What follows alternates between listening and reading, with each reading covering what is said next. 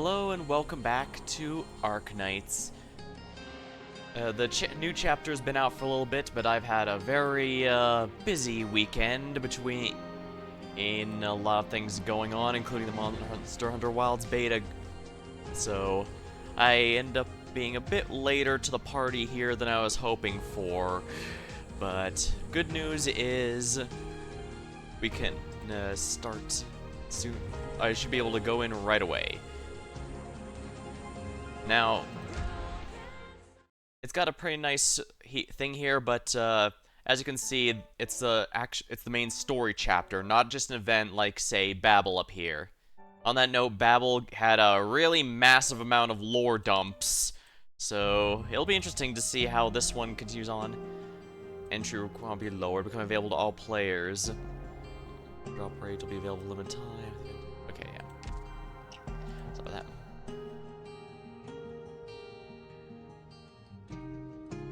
Alright, let me just get the alert here going. I need to remember to post these alerts regularly, otherwise people might I need to remember to post these. People might actually be able to find my streams doing this.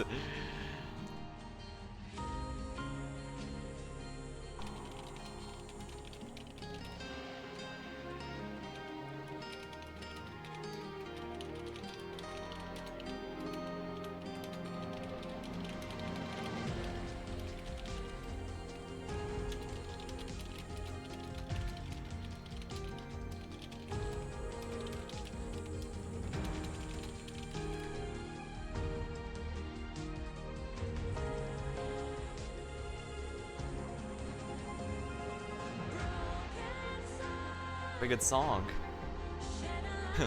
Oh yeah, music company. Alright, here we go. Hidden front, secret place. We're probably not gonna get to 1423 tonight, but we'll see how far we can go. I've got a full bottle of water because VNs are murdering my throat. But, yeah. Not every meeting has a beautiful ending, Amiya. The assembled exemplars confirm their next objective. Rhodes Island's formulated strategy. The lifeboat takes flight. A lot of stories end suddenly. A lot of stories keep up tossing and turning in our beds. Some stories end with a long, long sigh. In wilderness without end, people go and meet and go their separate ways, but at the crucial moment when we cross paths, no one knows if we should really be saying such solemn goodbyes. Is this another flashback to Theresa from Babel? Ah, yeah, it is. Looks like it. Come in. Theresa, you're back. Amiya, what's the matter? Look what time it is. You should be in bed. If you don't want, you should be in bed if you don't want Calcic getting angry with you. I know, but I just can't sleep. Do you want me to sleep with you? It's okay if you have work to do. And now we know why the memes decided to make Theresa the ex-wife to the doctor instead of Calcit. She really is the mommy to Amiya. Although again, this was a lot of this was explained in the Babel event right before this. You've been waiting for me all day, haven't you? Did something happen? No, everyone's been very nice to me, and I'm keeping up with my homework. I finished all the assignments Dr. Calcit gave me. Oh, but I know you've been really busy and I shouldn't bother you, but I don't know why. I just really wanted to see you today. Is that right? Come, Amiya, I'm here. Theresa kneels down and hugs Amiya. I'm here for you now. Alright. I saw you standing there waiting by yourself while everyone else is gone for so long. I still remember the look on your face. I don't get it. Are you worried about something? Isn't everyone saying we're about to win? Yes, there's always good news. Our fighters captured another town. We've advanced our position more. Kazdel, our home, is closer than ever. But, Amiya, Babel still has a very long journey ahead of us. Our goal is so far away. I don't know if we're still sailing towards I don't even know if we're still actively sailing towards our original destination. Well, I guess plans are prone to change. Theresa lets out a brief sigh and looks in the distance. Amiya follows Theris's gaze but finds nothing. Babel does not exist to win victories. It never has. Yeah, it's easy to get caught up in all the fun of winning, but you have to win with purpose, or else it's just an empty victory. Victories and scars go hand in hand, and those scars are far more difficult than we ever anticipated to heal. Or rather, can they even be healed? Theris's voice is very soft, almost like a dream melted away in water. As a cloud of mist rises, the brief momentary smile that she once had before seems like distant and hazy. The young Cottis girl thinks that for a moment or two, the woman holding her hand all this time almost seemed to have disappeared into the mist herself. And so Amiya makes the effort to stand on her tiptoes and stretch her hand out. The young girl's soft fingertips touch the forehead between the eyes of the king of Sarkaz. She tries to smooth those knitted brows. They can, they will. Theris, I still remember what you told me. Perhaps one day we'll be able to let everyone in this vast land fall into peaceful slumber. Right. That includes you and me. That seems a bit more melancholy when said out loud than she probably thought. But then again, the potential meaning for that might have gone over her head. Go, Amiya. We'll have lots to talk about in the future, but if you stay up all night, you won't be getting any taller. What are you going to do if you're still a teeny tiny bean by the time Rhodes Island is proudly sailing across these vast lands? If I point my ears up, I'll look taller, won't I? You really don't want to go back to your room, do you? I'm not being naughty, I just... Alright, let's not tell Calcit then. You can stay a little longer. That is such a mom thing to do. It's been a while since I told you a story, hasn't it? It's okay, I still remember all the stories you told me. A long time ago, there was a great big desert and a tiny little doll made of sackcloth. The little puppet swore he would cross the desert to find the legendary Plains of Hope. But you've never told me how the story ends. Oh, that one, huh? There are a lot of scary things out in the desert. If I were to tell you, you'd never sleep again. Ah, the creature from the Beetlejuice movie. The original. I actually haven't seen the sequel. I'm a little hesitant too, if only because I'm a little hesitant to check a sequel to anything that's over 20 years old, because that's usually brought back for brand recognition more than anything else. I'm not scared of them. Besides, with you telling the story, I'm sure it'll have a nice ending. Well, alright. The desert, it's so vast and wide, like there was no end to it. Ah, the Desert of Death from... Crap, which JRPG was that? Breath of Fire 3, okay then. Yeah, that's what I was thinking of, I guess. Alright, so yeah, for some reason I brought the Desert of Death from Breath of Fire 3 came to mind. Our little puppet has been through many great adventures, and at last he had made it. His goal was right in front of him, the Plains of Hope. What were the plains like? The kind of place that anyone would like to come home. That is pretty vague. The kind of place with all the carrot pies with every landship there too? Maybe. But things are never that easy in these stories. He still had to overcome the last obstacle that stood in his way. The desert was very cold, and the wind never stopped. In the light of the twin moons, there seemed to be some black cloaked shadows whispering themselves, but the moment he looked for them, they disappeared. Oh, what were they? They were the echoes of the oldest despair and sadness. If they catch you, you'll never escape them. The shadows whispered among themselves and laid trap after trap to stop the little puppet. Black Cloak Shadow didn't want to let the little puppet make it any further. They did everything they could to get him to turn around, because if the puppet made it through the desert, hope would start to spread their way and they would disappear. But the puppet didn't know that. His goal had never once changed. The puppet made it past their traps and foiled their plans. All the tricks they had up their sleeves had failed. They were furious, and they decided they weren't going to hide anymore. They were going to duke it out with the puppet and fight to the death. Well, I guess when you're backed into a corner. Then, when he saw the shadows rush towards him, Puppet took out a long spear made of needle and thread. There, sir, why did they become echoes of despair and sadness in the first place? Oh, about that. They catch Oriopathy, and the pain kept them up at night. Oh, knowing the truth behind Oriopathy, it explains so much and yet makes the story a lot more depressing. Then again, I guess this is Arknights, that's kind of par for the course. Then maybe the puppet could cure them, like what you and Dr. Calsa want to do.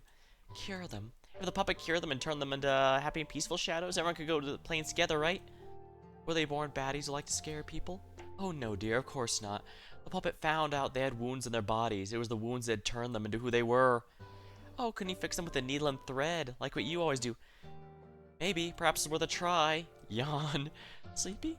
I'm starting to see how Ami never got this story finished. Oh no, I'm not. Did he do it? Oh, the puppet tried over and over. The stitches were thick and ugly. Black cloak shadows were quite livid. What happened next? Maybe peace and happiness don't come true that so easily, but in the end, they decided to let the puppet go. The black cloak shadows watched the puppet walk at the distance. They decided to let the puppet give it a shot, but a big river stood before him. He did not even know how wide it was. All he knew was that he couldn't even see the other side of the river. He knew the plains of hope were on the other side, but there weren't any boats nearby, and there wasn't even any decently sized frond. What do I do now? The puppet thought to himself. So he decided to see if he could go across. Oh, but he's a cloth puppet. Right, he was made of cloth. If he got wet, he would only get heavier and heavier until he sank to the bottom of the river. But if he stopped here, his journey would have been for nothing. He leapt into the water and found the river was cold and salty, like tears. Apparently, people across the lands wanted to go these plains, but not one had succeeded. It was the tears that formed this river. The puppet finally understood how many people shed tears. The puppet swam and swam. He felt his body soaking up the tears.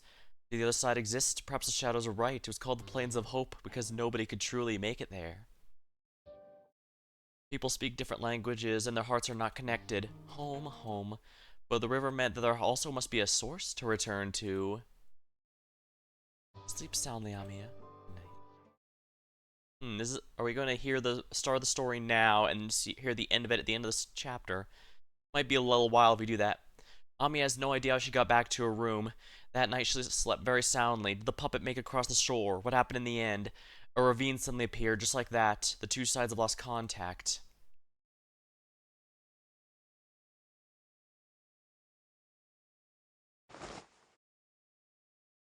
Ami. Ah, Doctor, when did you get back? Is everyone waiting for me? I'm sorry, I'll just need a minute. You did well. Yeah, it's okay, Doctor. I am ready. Let's head over there together.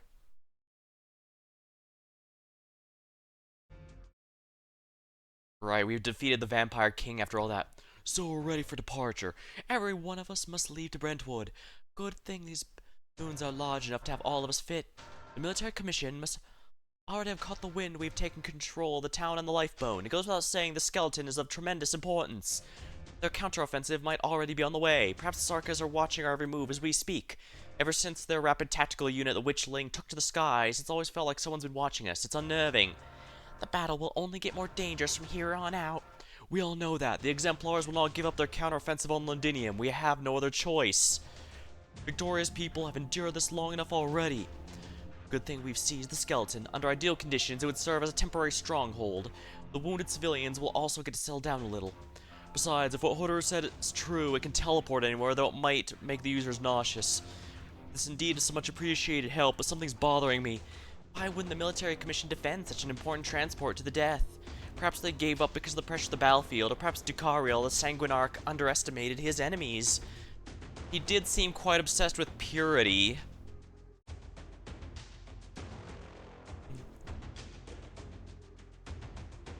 Yeah, but it's more likely their plan in Londinium has already reached a stage where they can't afford to worry about anything else happening outside. Yeah, you can never thwart any stage except for the final one when it comes to the rules of drama. The bad guy's plan must always reach the final hour before it gets stopped. The Sanguinarch still completed his final ritual. That may be exactly why they turn their gaze not to the Lifebone, but somewhere else. Hodor has finished negotiating with the consciousness left in the skeleton. It will, yes, listen to our proposal. With its help, we'll be able to return to the battlefield at any moment. Most importantly, it gave us an opportunity to close the airship and the shard. If we make use of this trump card well, we might be able to mount an airborne assault on central Londinium. Take out their headquarters directly. Good, I like that. The area around the shard is heavily guarded. My guess the military commission's airship won't let us hover over their heads without a fight. All we can do is find an opening for a strike team to enter and enter as soon as they made it in. And as soon as they've made it in, we'll have the Lifebone depart. Yeah, as we found out in a previous chapter, the enemy's airship is actually a giant revenant. And basically a ghost possessing it, which is also why it's able to do some amazing things that the, It was impressive enough that the Dukes wanted to research it in hopes of making their own, but it's not possible because, well, as I said, it's effectively a living ship. They have no way of recreating that. That means the strike team can't retreat. But at the same time, we still have to get to the bottom of what's bothering Amiya. exactly is the Sarkaz planning, and how to foil their little tricks. We won't be able to take the shard with this little time by ourselves, but we still have friends inside that massive city. We need to get in touch with them. According to our intelligence, there are likely not many combatants stationed inside the shard. Based on my experience fighting their commander, Therasis Amia, what would you say our chances are? No, we should avoid direct confrontation with him at all costs. No one is strong enough to single-handedly defeat Therasis. Yeah, as we found in Babel, he's absolutely no joke. Actually, Theresa herself was absolutely no joke either. Like, have you ever seen that one scene from Avatar: The Last Airbender where Aang sees his mentor after the time skip at the start of the story? He eventually makes his way back to where his home was and sees his master dead, of course, because, you know, the Fire Nation attacked. But it's surrounded by a ton of dead bodies, make it clear he went out like a badass. Yeah, that's what happened with Theresa. It took nothing less than an absolute army to defeat her with numbers. And the land ships' defenses and stuff, those were all disabled, and all operators were basically specifically routed away from her. She was the completely isolated, and with only her own self-defenses available, and it still took an army to take her down. And that's how big a deal it was for her, and Therasis is at least on par with that. Maybe a bit less, but even if it is a bit less, you can see why that's going to be a problem. No, strong enough. Besides, our greatest threat right now is not a single powerful Sarkaz hero. Rather, it's their ambition to see their plans come to fruition. We'll only be able to end this war quickly by stopping it from happening. Yeah, the impression we've been getting so far is that the shard is a doomsday device, basically. And if we can make it so that their doomsday device no longer function, if we stop the doomsday device, their plans fail even if all their leaders are still alive, because everything kind of revolves around it. A few squads on their own can't end a war. We still need the Victorian military. It's true the Duke of Windermere's perishing on the front lines is beyond what any of us might have. Oh, forgive me, Lady Delphine. Standing beside you right now is an intelligence officer in the service of Duke Windermere, not her daughter. Pay me no mind. Duke of Windermere's untimely passing has disrupted the fragile balance in the outskirts of Londinium. They are on the brink of war. Till a few weeks ago, I was under the impression that if the Dukes were to put their minds to an attack together, the Sarkaz defeat would have been all but assured. This will be a decisive battle, one far worse than any of the bigwigs have been anticipating. Yeah, that's kind of the thing. The Dukes could have easily worked together and ended this, but both the Sarkaz and all of us knew that was never going to happen because, well, I even mentioned it. You might have even got an idea from mentioning it earlier. Or they were more interested in seeing how this could be turned to their advantage rather than actually dealing with the problem. I'd like to say that they wish this upon themselves, but it's the frontline soldiers and innocent civilians who are suffering right now. Yeah, it's kind of hard to feel like they got what they deserve when ultimately it's the people on the boots with their boots on the ground, so to speak, who are suffering the consequences, not the people actually ordered it. So when the time comes, who's going to win? Us, the Exemplars, the Dukes? Sorry, I guess I shouldn't be asking that before an operation? No, it's fine. I know what it is you're worried about. But there's no need to worry. A great many people stood up, raised their heads, and woke from the dreams because of this calamity, willing or forced. You're far from the only ones. We need to focus on the problem at hand, how to break the battlefield for a Londinium counteroffensive, as well as how to stop the Shard's strikes. Oops. Very likely they will apply ancient Sarkaz research on Orginium. Taking the battlefield head on was our one. Let's see here. It won't be easy. The next step of the Sarkaz plan most likely has to do with Orginium. It's likely they will apply ancient research. We don't have time. We have to decide on a route for our advance. Taking the battlefield head-on is our one and only choice. We've received a transmission indicating we have several Rhodes Island support teams on the way. There are many things we'll only be able to accomplish here in Rhodes Island. Well, I will command the operation as per usual and put this crisis behind us. Seems none of us have any objections, that being the case. Everyone turns to Amia. Suddenly, you feel a hint of relief, gratification, excitement, and pride. After all, you're standing right beside her. This war has come to a head, and Therasis intends to use a much more decisive and forceful means to tear Victoria to shreds. This has nothing to do with whether the Sarkaz truly have a right to revenge. It has nothing to do with whether the nobles may bear this heavy burden for Victoria. If we solve all of our problems by destroying this enemy, then this land, and plagued by war since the beginning, has no hope. The Confessari and Therasis are there, at the heart of Londinium, toppling this entire empire standing on shaky ground. I will go to them and I will stop them. For that future. For the future of all of us. We've technically defeated a couple of the Sarkaz Kings so far, but at least one of them just came back as if nothing happened, which is mildly annoying. Hopefully the Vampire King is out of commission for at least the remainder of the story. I mean, he brought us to a pocket dimension hoping to kill us or at least leave us there since there was supposedly no exit. We only got out because Horder managed to talk the bone skeleton into warping us out. And after we defeated the Vampire King, we just basically kicked him off the ship into the abyss of the pocket dimension and just noped out of there. So, yeah, I'm kind of hoping he at least stays out for the remainder of the story. Yeah, because I'm really sick. I'm gonna be real with you, guys. I'm really sick of how often the game has had us to defeat bosses. This is only to have them come back. Isn't a big gap like this a waste? I got some real juicy explosives from closure, enough to pack every corner of this place full. Ha! And they're still cooking up stupid ideas like mounting an attack on Londinium. This is the military commission talking about. Who knows what tricks Theris has got up his sleeves? So, found the place, straight up. Why do you think the military commission went through all that trouble to hide the skeleton instead of treating it as a second airship? This thing is fragile. It's only thanks to the witchcraft device that we can communicate with the Farenmut's lingering breath of life. An attack, no matter how weak, could spell the end of it. You think I'm talking about dropping bombs out of it? I say let's make it the bomb. A bomb that can fly just about anywhere and then right into Theris' face. A perfect bomb. Why, still thinking about letting it take us back to Kazdel? If we don't deal with Theris, we're not going anywhere. Let's take the simplest path to solving our problems here. As completely reckless as W is being here, I do kind of get the point. If we don't win here, we're not going to be able, there's no going back. Because so, just going all out. But at the same time, him losing the Farenmut skeleton, it's basically our one main ace in the hole, and I can see why Inez would hesitate to want to sacrifice it as their first act. Got something to share with the class? Nothing at all, but I didn't expect to see you so tense. Should I teach you a few deep breathing techniques? Huh? Whatever, W. Get the right frame of mind for this operation, otherwise no amount of explosives are going to fix what's in your head. That just means we're going to need even more bombs. If you say so. She's got the demo man from TF2's mentality. Oh, phew. Inez, what? Remember when we ran to that lich the other day? Never mind, forget it. You're wondering whether Theris out there is real or not again, aren't you? Enough of that already. I'm not the one you need to convince. I wasn't the one who called her a fake first, either. Did I ever tell you your arts are disgusting?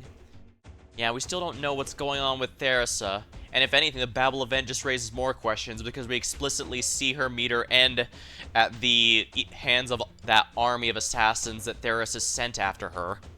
Like I said, she went out like a badass, but she still went out. She still died. So how has she been here for this entire story arc? I didn't need to read your shadow. You've been pretty anxious for a while now. What will you do if you run into her again? I told you it's a fake. I'm gonna kill it and be done with this. And what if it's not?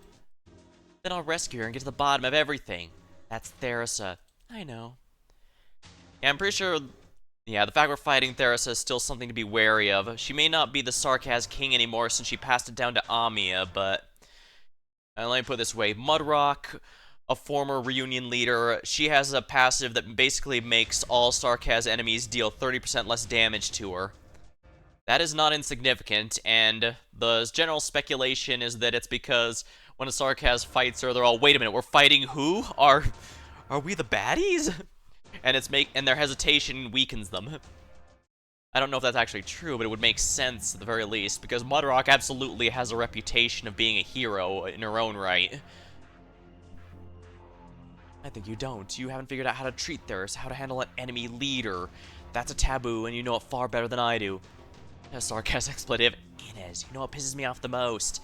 I remember a lot of stuff. I remember that crystal on the head of the old fart who taught me how to make explosives. I remember the prices on your heads. I remember how Her Highness wrestled with that door and how Calcit once got her hair caught in that same door. I remember all those things that don't fucking matter. But I don't remember. I can't for the life of me remember when the last time I saw her was, or even what we talked about. Yeah, I barely ever had a normal conversation with her. There's so many of us on that ship. I was small potatoes, and she was Babel's chairman. It was probably a joke, some silly complaint or nagging. But it definitely wasn't a goodbye. This time I'll make up for that and say it, then I won't forget. Yeah, even if it's not the real Theresa, if it can help give W closure, if it helps give the team closure, that could still be something productive done. Anyways, I gotta get my mercs checking over their equipment. That's gonna be one hell of a job, whatever you say. But if your legs give out on you, you need someone to give you somebody to give you a seriously good kick in the ass. You know who to call.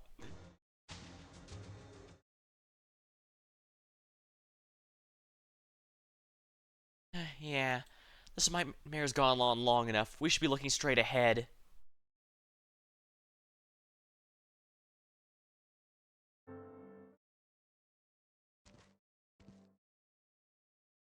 All preparations are complete. The airship is ready to take flight. Yes, it'll all be over soon.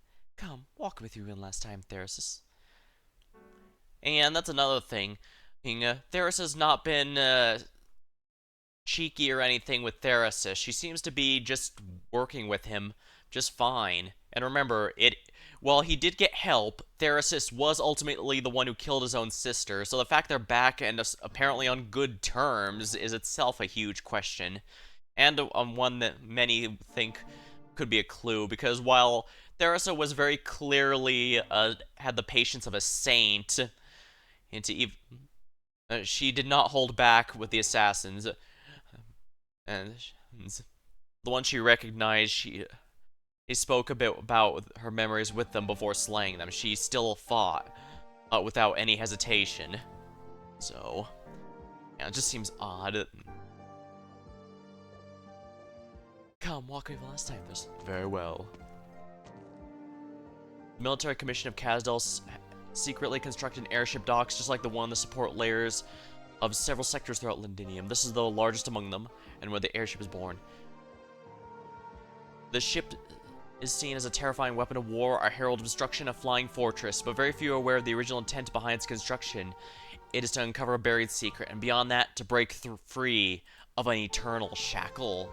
The brother and sister are walking to the ship dock, down a long passageway where every Sark as they pass stops and greets the two of them. When was the last time they had a nice walk like this together? Thinking about it, compared to the amount of time they spent together, the days that have passed is nothing, but they were also long enough. What's on your mind, Theresa? I suddenly remembered when Kazdal was rebuilt into a nomadic city. We stood next to each other on the city walls, shoulder to shoulder, just like this.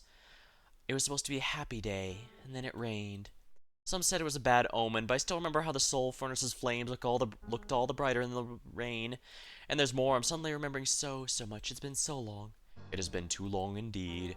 From Kazdal to Kazdal, our goal lies right before us. There is but one last step in the plan. For those who walk after us will find a great city standing up tall upon this land, and we Sarkaz will do as we wish, seizing control of our own fate. I need you. Yes, I know. The warriors who once firmly believed in your path, the girl who is now calling herself the King of Sarkaz, they've all come before you now. Of course they came. I have always believed they would. Have you decided how you will confront them? I've never once been confused, but I'd hoped this day would take longer to arrive. Now that's come to this, I actually feel I underestimated those I should have had faith in. Theresis, I'm delighted. I'm delighted that even after we made this decision, they're still willing to stand up against us. They're decisive and strong, and they're growing at an unimaginable pace. Perhaps they'll make their way to you in the end. They may be much stronger now than the woman I was, the one who couldn't accomplish anything. I'm looking forward to it. Then it's time for me to leave too. Theresa steps in the airship's gangway while Theresis remains where he stands, quietly watching her. Theresa, this time we shall bid each other a proper farewell. Theresa reaches her hand out and smooths out the creases in Theris's cloak. Ancient Sarkaz languages. Goodbye. Goodbye. Dang, it almost thinks the boss fight's coming up, but it's gonna... Yeah, the boss fight's very clearly gonna be the end of the chapter. The silence lasts until the steel door closes and its thick shadow shrouds the two of them. They say nothing more. Then again, I guess they have to actually meet each other. So I guess this is it, the final chapter where we fight this Theresa and discover the truth of who she really is. The pulsing of the myriad souls is ceaseless. The Arista lightly closes her eyes to bear with its surge. The endless murmurs like a tide. It exhausts, it drags those within it ever downward, and it suffocates. Perhaps within it once existed brief moments of happiness, the occasional delight, but there's simply too much pain. So much that the pain permeates every word and sentence. Oh, myriad souls, though I have almost completely exhausted myself, I still cannot see the other side. Shattered hearts abound in this land, and so, even if I have only grief at my disposal, even if my body is wrought of tears, be my oar and be my ark. The Knights of the Ark.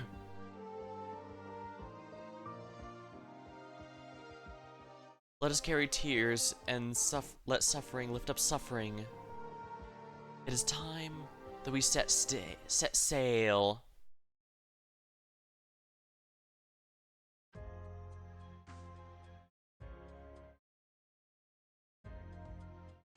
Logos is examining the bone whistle in his hands. He knows every pattern carved into it, every wear and tear on its surface. He remembers receiving this from his mother when he was still a small child. Its sound was not nearly as sonorous and vivid as it is now. So this is a Banshee's bone whistle. It's my first time seeing the real thing. Banshee's a rare sight among the mercenaries to begin with, much less one with a bone whistle. That said, I've heard plenty of stories about those. It's a symbol of terror. Its sound foretells death's pursuit. The Banshees portend death and willingly serve as the embodiment of death and danger. Oh, but I rarely ever saw you use the whistle. And not at Babel all those years ago, or at Rhodes Islands now. The vampire accused you of rejecting all the power of your bloodline. It already sounded. It need not sound again. Metaphors about death itself are a dime a dozen, but what comes after death? True, the Banshees portend death, but nothing more. If death wasn't the true end of all beings and there was more than nothingness after the toll of the death knell, then this foretelling would be meaningless. That's why we set down the bone whistles for bone pens. New meaning is born from the pen's tips, and while the past is only recorded by the same tips. That's why we stand together now, Horderer. Is that right? Yes, towards the other side of death, rebirth. It matters not what Therasis intends to accomplish. This war will not and cannot be allowed to develop into the raging fire that destroys the Sarkaz, as history has seen countless times before. Having burned for so long, this hatred cannot be easily extinguished. We can stop it from engulfing all the souls upon these lands. That includes each and every race there is. Doctor, hold on tight. The final battle is about to begin. The Faramut's skeleton wriggles its body and once again dives straight into history. The fragments of time are like bubbles in a mulled swarm. After they break up, all that remains is vague and indistinct. Amaya feels the rippling space-time rushing past her. You look at her and see her eyelashes twitching. What does she see? Perhaps nothing more than reflections passing or fleeting hallucinations. The distance between memories and history is always much longer than we expect.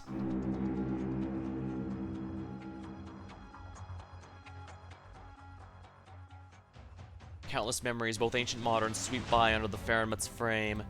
Those who find themselves within are astonished by this advancement or regression of times, the disasters that unfold, and the happiness in their hands. When actually looking upon them from high above, perhaps those sights never actually changed. Then the illusion grows much stranger, more twisted.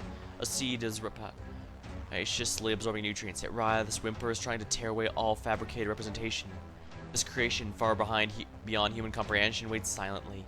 The slightest movement is enough to rend the continent and allows the crystals to proliferate.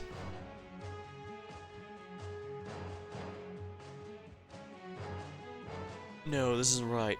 This isn't the Faramut's power. The entire sky is burning red.